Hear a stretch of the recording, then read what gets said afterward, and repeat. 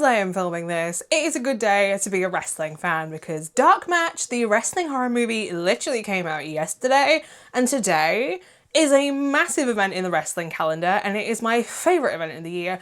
It is Rumble Day, so let's just say I am having a good day regardless of what happens with this movie. But if you don't know anything about Dark Match from 2025, let me quickly fill you in. Dark Match from 2025 is a supernatural action horror. A small-time wrestling company accepts a well-paying gig in a backwoods town, only to learn that the community is run by a mysterious cult leader with devious plans for each of their matches. If you're new here, I go by Hordes, and if you're not new, welcome back! I talk about horror movies here on my channel on Mondays and Fridays, but as always, when it comes to watching movies that I have never seen before, I am now going to go and watch Dark Match from 2025 off camera, so that way if you two decide that you want to watch the supernatural wrestling movie starring Chris Jericho, nothing will be spoiled for you because nobody wants to watch a movie that you've just watched somebody else watch from start to finish, and I keep it spoiler free here on my channel because nobody, and I mean nobody, likes spoilers. Turn on the sprinklers. If you grew up watching wrestling in the 80s and 90s, there are so many little nods to things and inspirations that you are going to pick up on. I won't spoil them, just keep an eye out for them if you do watch this movie, but the one that I will mention, because I happen to mention this thing in my intro, there is a part in this where they are watching a TV and the event that is on it happens to be called the Rural Rumble. The plot revolves around a tiny little indie wrestling company that have been hired to go and perform in a backwoods town, but when they get there, not everything is all that it seems, and they are in for a full-blown pay-per-view style event where each of the matches is tailored to one of the elements, and they are actually kind of deadly because this town needs sacrifices because the Prophet has decided so. The Prophet is a cult leader who I will talk about in a little bit. But first, I want to talk about each of these matches without going into spoilers and just give you my quick thoughts on them. Ready, kids? Match number one is Wind. It's fine. It's probably the goriest of all the events, if I'm being honest. It sets up nicely the kind of concept that these matches aren't going to be straightforward matches. They are very much like a dialed-in saw trap set within the squared circle that is a wrestling ring. It's fine. It doesn't overstay its welcome. It sets up the concept. It's fine. Match number two is Water. The gimmick takes a minute to come into play in this one, and this is probably my least favourite out of all of them because this would not be out of place in the Attitude Era. This is the women's match on the card, and it's basically a sprinkler system above a ring, and if these women were in swimsuits, it would just be an Attitude Era match. There's nothing special about this one. It is just so, like, meh, and like I said, it's my least favourite out of all of them. Match three is the Earth match. I was expecting something along the lines of a Buried Alive match. I happen to have seen all the Buried Alive matches, all 5 of them, with The Undertaker between 96 and 2003. But this match was another disappointment for me because it's not a wrestling match in the end. This is like, the ring has got a pile of dirt in it and it turns into a boxing match rather than a wrestling match. Like, this could have been better, and instead we just got this. Match four is the Fire match. I was 100% expecting an Inferno match like they do on WWE with the character of Kane. There's been 4 of them previously on WWE, and then there was one on WCW where it was called a Human Torch match, and then I think there was one with Bray Wyatt versus Kane like in 2015 around then, what they called it like something completely different again.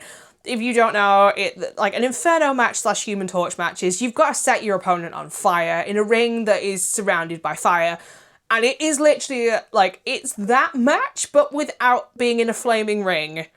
And it is over so fast, like blink, and this match is done. Then there's the bonus match, which is match 5, and this is Chris Jericho versus Stephen Ogg, who plays the character of Jolene. We've all seen Chris Jericho in a cage match over the years, but this is a cage match without any wrestling in it. Like, I get it that Stephen Ogg is not a wrestler, but there's no wrestling in it. Like, it's like you've put them in a cage and they sort of walk around each other a little bit. And Stephen Ogg If you don't know who he is, he's an actor, but I think most people would recognize his voice first because he's Trevor in GTA 5.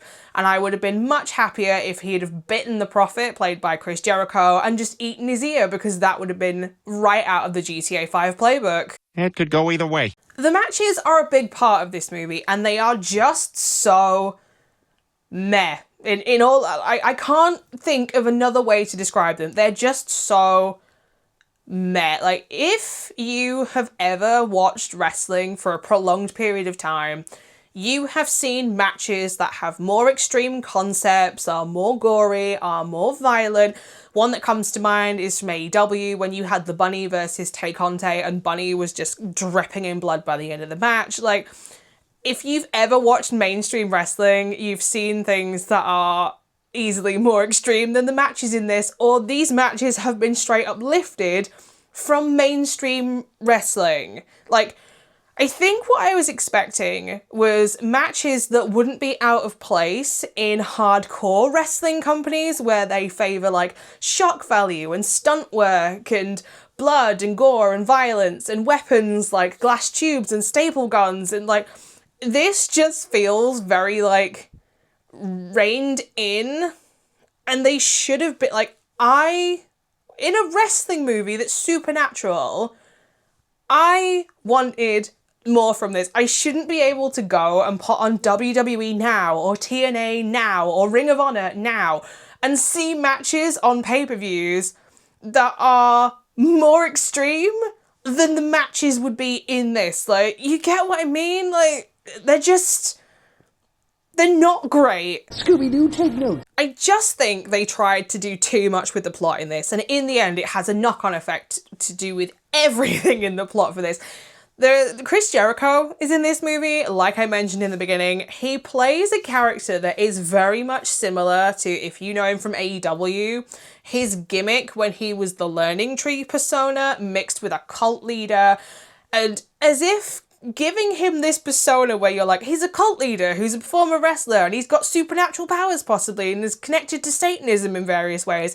He's got a side hustle and he's got connections to the other characters in various ways. It's too much. It's too much going on in this. Because it's so much, I can't tell you if this tiny rinky-dink town in backwoods nowhere actually believes that he is a cult leader. Like, I get his henchmen probably believe that he's a cult leader, but, like, it could just be that this town doesn't have anything else to do and they just really like his gimmick as a wrestler. Like, it's never fully explained. Like, can I tell you why he needs 5 professional or semi-professional wrestlers sacrificing? No, and I don't think that that is ever explained in the plot. It's just like, he's a former wrestler, he's now into Satanism, and he's a cult leader, and he's trying to kill off wrestlers to summon demons. It's like, it's a lot. I don't understand, bitch. I don't understand. And my personal favourites are Aisha Isa as Miss Behave and Stephen Ogg as Jolene.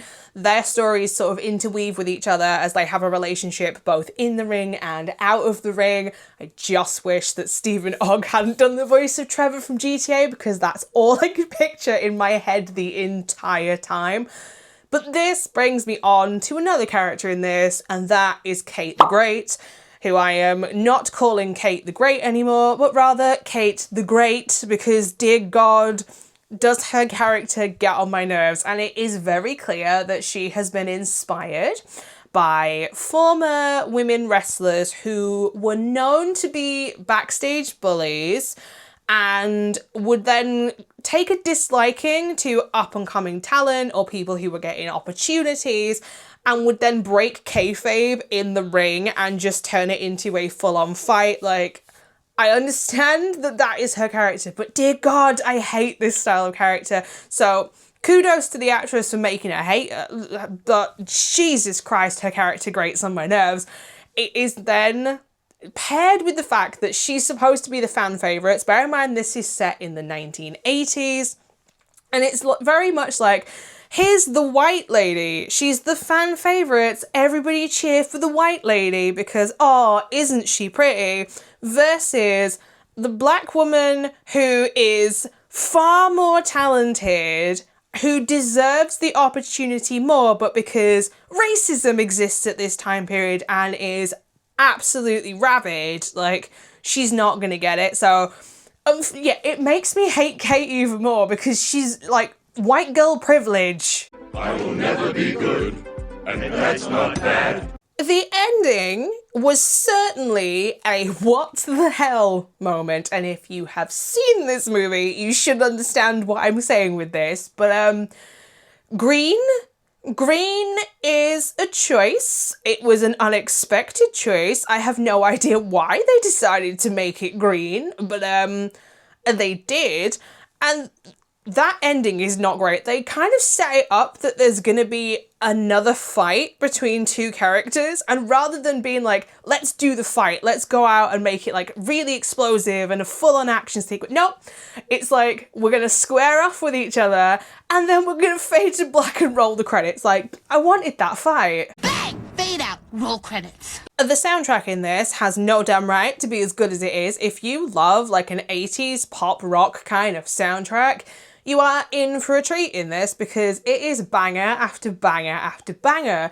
And there is one part in this movie where someone is coming out to do their entrance to the song Word Up, and I about lost my mind because that song was everywhere when I was a kid. Like, the soundtrack in this is solid. In the end, I am going to give Dark Match from 2025 a 2.5 out of 5 stars, and I am so disappointed that I am giving it such a low rating because I had high hopes for this one, and as much as I like the characters on the independent company like wrestling scene in this, the matches are so disappointing. They're such a massive part, but they're crap. There's no other way to describe it. They're absolutely rubbish compared to what they could have been. So, like, to die-hard wrestling fans, you have seen more extreme stuff on this on a regular basis. Like, if you grew up in the Attitude Era, you've certainly seen more extreme stuff than this.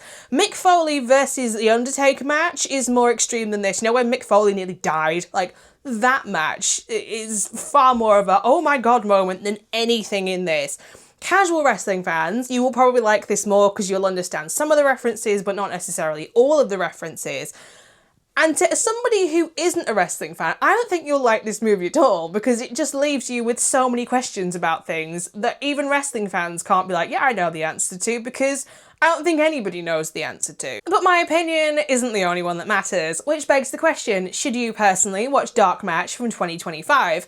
If you like your horror movies flavoured with 80s/90s wrestling, wrestlers turned actors, cults, Satanism, sprinkler systems, banging soundtracks, anything that's listed here, you may like Dark Match from 2025. So there you have it, my initial thoughts and my review for my first time watching Dark Match from 2025. And yes, if it's not obvious, I was massively disappointed with this one, and I hope that the Rumble later on does not go the same way.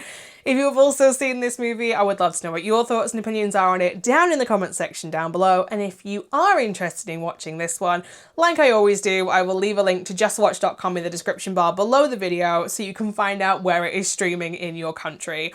If you would like to know where else you can find me, I am also over on Instagram and Letterboxd at HordesOfHorror, where I talk about every single horror movie that I've watched, not just the ones that I talk about here on YouTube. But speaking of YouTube, I'll be back on Friday with another solo movie review. No idea what it's going to be yet. It might be a 2025 release, it might be something from the 80s, because I'm kind of feeling some cheese at the moment, so who knows. But until next time, bye.